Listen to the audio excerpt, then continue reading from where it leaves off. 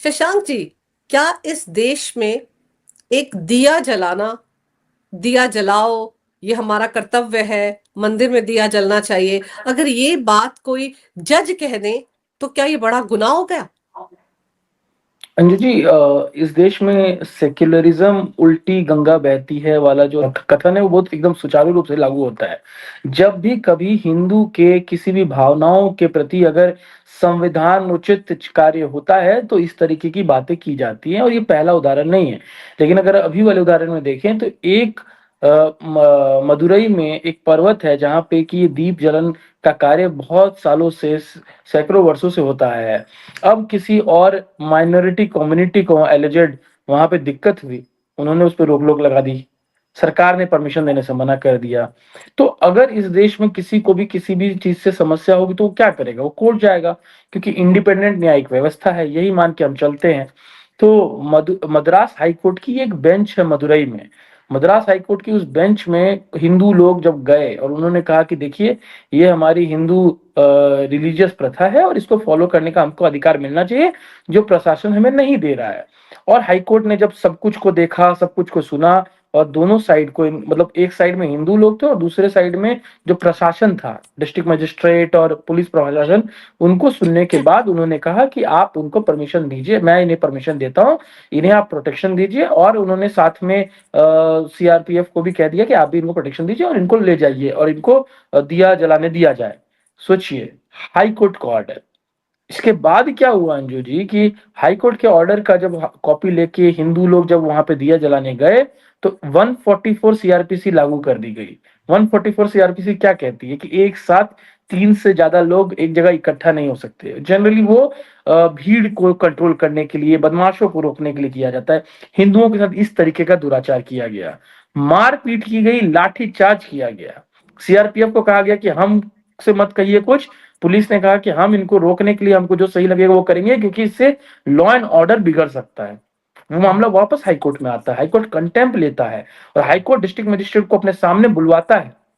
High court से कहा जाता है कि डिस्ट्रिक्ट मजिस्ट्रेट अभी बिजी है, पुलिस प्रशासन बिजी है। तो हाईकोर्ट कहता है कि मैं 5:30 बजे दोबारा बैठूंगा। अमूमन अंजू जी, हाईकोर्ट का जो काम है 4-4:30 बजे खत्म हो जाता है। इंडिया के किसी भी हाईकोर्ट में जाइए, यहाँ पे हाईकोर्ट के जज ने कहा कि हम 5:30 बजे फिर से बैठेंगे, और जज का मैटर को नाम मैं वापस लाया चाहती हूँ जाए। कि मेरे दर्शकों को बता दें, जस्टिस स्वामीनाथन।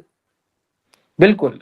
तो जस्टिस स्वामीनाथन बहुत क्रोधित हुए और उन्होंने कहा कि 5:30 बजे आइए, और अगर नहीं आए तो हमारा आदेश, हमें क्रोध आएगा और हम और भी बहुत कुछ करेंगे अगर आप हमारे समय पे नहीं आते हैं तो। जब डिस्ट्रिक्ट मजिस्ट्रेट आए और वर्चुअली अपीयर हुए, उनसे पूछा गया कि आपने ऐसा क्यों किया, 144 क्यों लागू किया। उन्होंने कहा कि यहाँ पे प्रशासन संभालने में ठीक नहीं था और कुछ ऐसा हो जाता, वायलेंस हो जाता, उसको रोकने के लिए हमें ये करना पड़ा।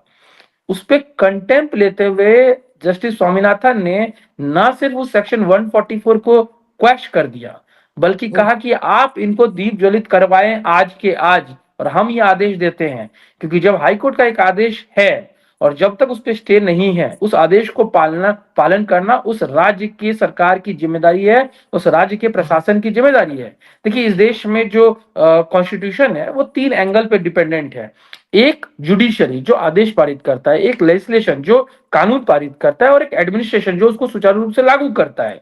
अगर कभी भी हाई कोर्ट का कोई ऑर्डर है, जब तक कि वो अपील से उसको क्वैश ना कर दिया गया हो या उसको रोका ना गया हो उसके ऊपर वाले कोर्ट के द्वारा, तब तक वो आदेश सुचारू रूप से लागू होता है। अंजू जी, यहाँ स्वामीनाथन जस्टिस की बात ही नहीं है। यहाँ पे मद्रास में तमिलनाडु गवर्नमेंट टेक्निकली इस फैसले के अगेंस्ट में, हिंदुओं के इस फैसले के अगेंस्ट में डिवीजन बेंच के पास गई, 2 जजेस की बेंच के पास, मद्रास हाईकोर्ट में, मदुरई बेंच पे रिजेक्ट हो गया, डिटेल्ड जजमेंट रिजेक्ट। फिर वो सुप्रीम कोर्ट गए और सुप्रीम कोर्ट में मेंशनिंग की कि हमें आज सुनिए। सुप्रीम कोर्ट ने उसको भी मना कर दिया, बोला कि कोई जरूरत नहीं है, बहुत डिटेल्ड है, हम जब समय आएगा, जैसे हम बाकी केसेस को सुनते हैं, इसको भी वैसे ही सुनेंगे। तो उसका दूसरा तरीका इन्होंने किया कि भाई, अपील नहीं सुना जा रहा है, हमारे खिलाफ कैसे ऑर्डर आ गया, तो हम जज को ही हटा दें। मतलब इस तरीके का इम्पीचमेंट। अत्याचार अंजू जी। और ये अत्याचार करने वाली वो तमिलनाडु की सरकार है जिसके कंट्रोल में 35,000 हिंदू मंदिर हैं। बिल्कुल। सारे उनके जो पैसे हैं वो खुद लेते हैं, डकार जाते हैं। उसका इतना बड़ा मिसमैनेजमेंट होता है उनके एक्ट के द्वारा। हाँ बिल्कुल शशांक जी, वहां का जो डिप्टी सीएम है उदयनिधि, स्टालिन वो तो सनातन धर्म की तुलना किससे करता है? डेंगू और मलेरिया से। वो सरकार है वहां पर। बिल्कुल। उदयनिधि स्टालिन तो स्टालिन का बेटा है, सीएम का बेटा है। हाँ, वो कहता हाँ। है, डी राजा कहता है बीमारी है इसको हटा देंगे, बीमारी है मिटा देंगे, हिंदू सनातन धर्म गंदा धर्म इसको हटा देंगे। इस तरीके की मानसिकता, कंटेम्प्ट पिटीशन सुप्रीम कोर्ट में कि उसके ऊपर एफआईआर होना चाहिए, अभी तक पेंडिंग है। मैं मानता हूं सुप्रीम कोर्ट की भी जिम्मेदारी है और जवाबदारी है कि क्यों नहीं उसके ऊपर अभी तक एफआईआर हुआ, जब किसी और के ऊपर एफआईआर हो सकता है। जब नुपुर शर्मा के ऊपर सिर्फ कोर्ट करने के लिए, रिलीजियस स्क्रिप्चर कोर्ट करने के लिए जब 20 से ज्यादा एफआईआर हो सकते हैं, सरतन से जुदा के नारे लग सकते हैं, तो क्यों नहीं उदयनिधि स्टैलिन के ऊपर में आज तक एफआईआर हो पाया, डी राजा के ऊपर में एफआईआर हो पाया। और आज जब हाईकोर्ट का एक फैसला आया है हिंदुओं के पक्ष में, और ऐसा नहीं कि ये जो पर्टिकुलर जज है स्वामीनाथन जज, ये हमेशा ऐसा ही देते हैं कि हमेशा गवर्नमेंट के अगेंस्ट ही हो, हमेशा हिंदुओं को फायदा ही देता हो, ऐसा नहीं है। लेकिन जब कोई फैसला होता है, अगर आपको उससे दिक्कत है, तो कानून में उसका अधिकार है कि आप अपील फाइल कीजिए। अगर आपको लगता है कि आपके पॉइंट में दम है तो आप फाइल करिए, आपके पास बैटरीज ऑफ लॉयर है।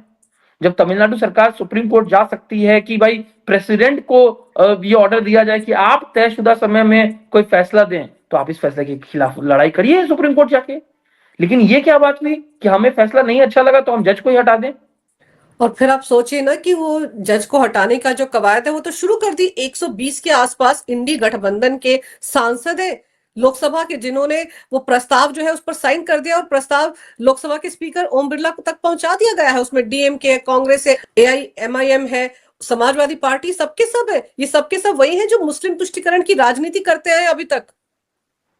अंजू जी, आश्चर्य ये नहीं है कि ये लोग मुस्लिम तुष्टिकरण की राजनीति करते हुए ये कर रहे हैं। शिवसेना, उद्धव ठाकरे की शिवसेना, बाला साहब ठाकरे का बेटा उद्धव ठाकरे, उसको अपने नाम से ठाकरे हटा देना चाहिए, उसने साइन किया हुआ है, उसकी पार्टी ने साइन किया हुआ है।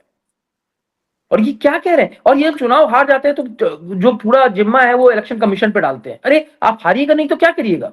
आप हिंदू बहुल राष्ट्र में एक ऐसा ऑर्डर आया जो कोर्ट के थ्रू आया, उस ऑर्डर के को चैलेंज करने के बजाय आपने क्या किया कि आप जज को हटाने की, निष्कासित करने की बात कर रहे हैं। आज तक के स्वतंत्र भारत के इतिहास में अंजू जी ऐसा कभी नहीं हुआ कि किसी ऑर्डर के बेसिस पे किसी जज को निष्कासित करने की एक प्रस्तावना दी गई हो। 120 सांसद Anju ji, with in days. और कौन कौन दे रहे हैं? प्रियंका वाड्रा साइन कर रही है कांग्रेस की तरफ से। क्या कांग्रेस अपना अतीत भूल चुकी है? शिवसेना साइन कर रही है। क्या शिवसेना अपना हिंदुत्व भूल चुकी है? समाजवादी पार्टी है, समाजवादी पार्टी भूल गई है कि जिस राम को गाली देने के चक्कर में आज वो पॉलिटिकली हाशिए पे पहुंच गए हैं, वो वही काम फिर से कर रहे हैं। राष्ट्रीय जनता दल, एआईएमआईएम, इस तरीके की पार्टीज, मैं कहता हूं आपको हिंदू से प्यार नहीं है, प्रेम नहीं है, समझ में आता है, लेकिन क्या आप जो दिन भर संविधान की कॉपी लेके घूमते रहते हैं, क्या उससे भी प्यार नहीं है? क्या संविधान में जो लिखा हुआ है कि इंडिपेंडेंस ऑफ जुडिशियरी सुचारू रूप से रहेगी, क्या उसको आप भूल चुके हैं? क्या जुडिशरी इंडिपेंडेंटली काम करना बंद कर दे? क्या जुडिशरी को इस तरीके से डरा के धमका के आप काम करना चाहते हैं? क्या ये अटैक नहीं है जुडिशरी पे और इंडिपेंडेंस ऑफ बिल्कुल, जुडिशरी पे? बिल्कुल। अब डरा धमकाई तो रहे हैं जस्टिस स्वामीनाथन को कि उन्होंने ऐसा फैसला क्यों दे दिया। लेकिन आप ये सोचिए कि जिस पर्वत पर एक दीपक प्रज्वलित करने की बात थी, उसकी बगल में दरगाह है ना, तो दर्द तो होगा ही ना शशांक जी।